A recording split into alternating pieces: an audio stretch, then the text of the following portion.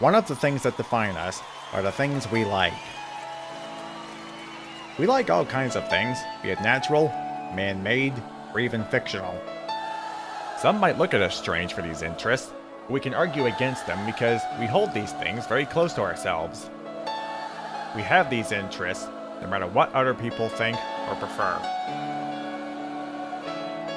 They are the things we call our passions.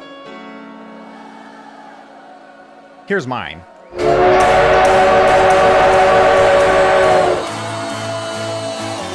What American does not thrill to the sight of a speeding train, the biggest thing that moves on land? It's an inspiring sight to see these monsters roll majestically out of their stalls. They stand panting like racehorses. They almost seem alive to the men who work with them, and each one appears to have a personality all its own. Of all the things in the world, steam locomotives are what I find to be the machine that unleashed and accelerated the Industrial Revolution. The world was practically operated by steam, until oil and electricity took us even further. Of the tens of thousands of these mechanical beings, this is my favorite, the New York Central Hudson.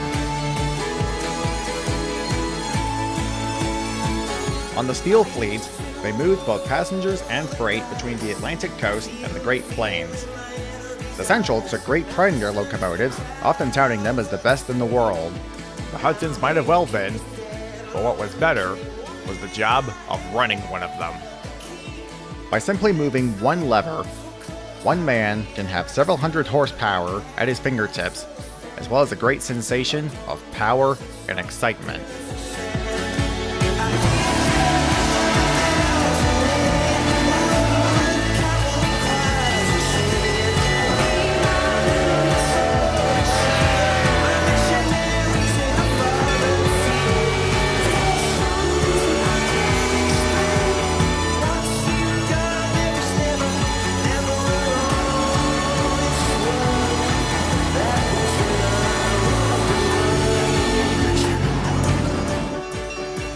And don't think for a minute that I get to have the fun all to myself. These are some of the places and engines I've been to, where I've been transported into yesteryear, and will surely do the same for you.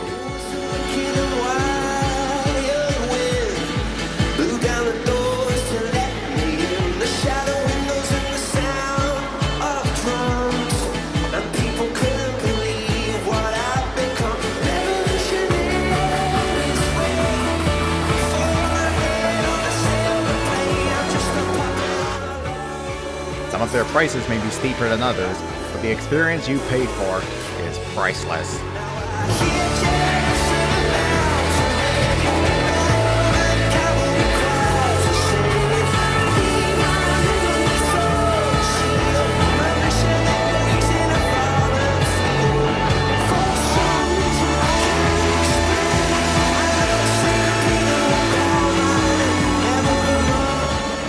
But the downside of it all is one day they might end up just like the Hudson.